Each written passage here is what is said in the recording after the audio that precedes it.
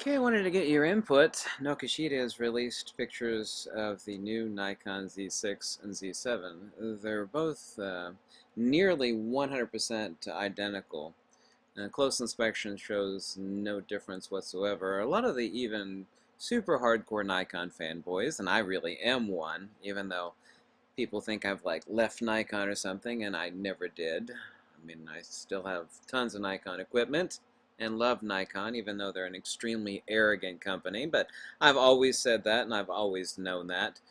Here's the Nikon Z6 Mark II, and also to the back, the hardcore Nikon fanboys are upset at some of the lack of video features. There is, of course, dual card slots. There's still debate about what those cards are or are not going to be.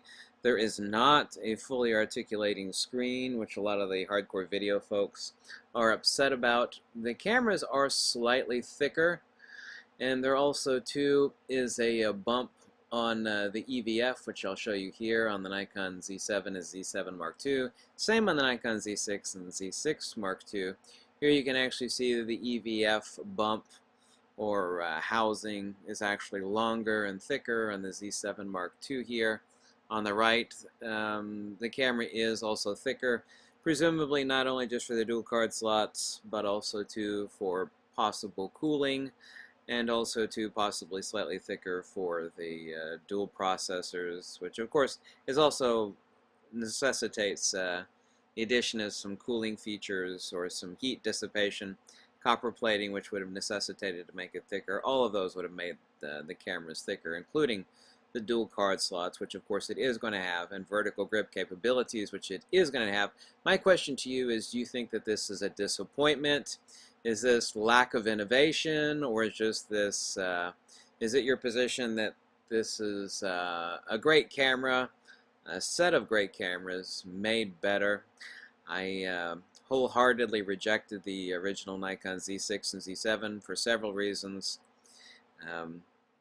It's just behind the times. I mean, they were Nikon's first true serious foray into mirrorless cameras. First generation cameras are always lackluster on several points, and this applies to whether it's Sony or to Fujifilm, and certainly so to Nikon. So when I trashed Nikon Z6 and Z7, it was for valid reasons. Same way as every other first iteration mirrorless camera is extremely lacking. They all are.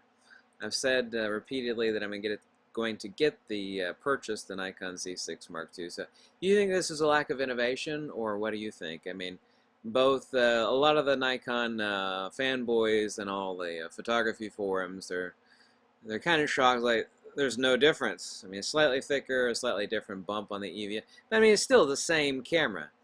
It is disappointing that there's not a fully articulating display, especially for the hardcore video users.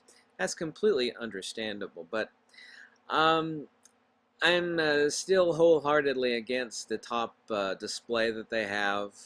I'm still wholeheartedly disappointed at the lack of a sub wheel on the main command wheel that they actually have on the top left of the EVF, as you can see here.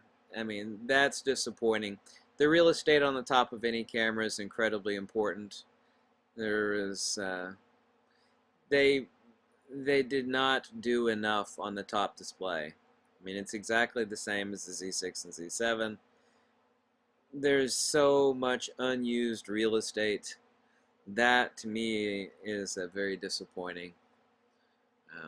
They really should have done there. Do you think this is reflective of Nikon's abysmal stock performance over the past 2 years, which has absolutely been in a free fall nosedive, literally into the bottomless pit? Do you think that's the reason for this? Because adding a dual card slot and adding a vertical grip capability, and Nikon could have done that on their first Z6 and Z7, but they didn't. So that's disappointing. So you tell me what you think. I'm not making any conclusions here. None whatsoever. But I'd like to hear from you. And I read every comment, by the way. As I've said repeatedly, I always do. At least try to keep the comments civil. And thank you so much for watching, and goodbye.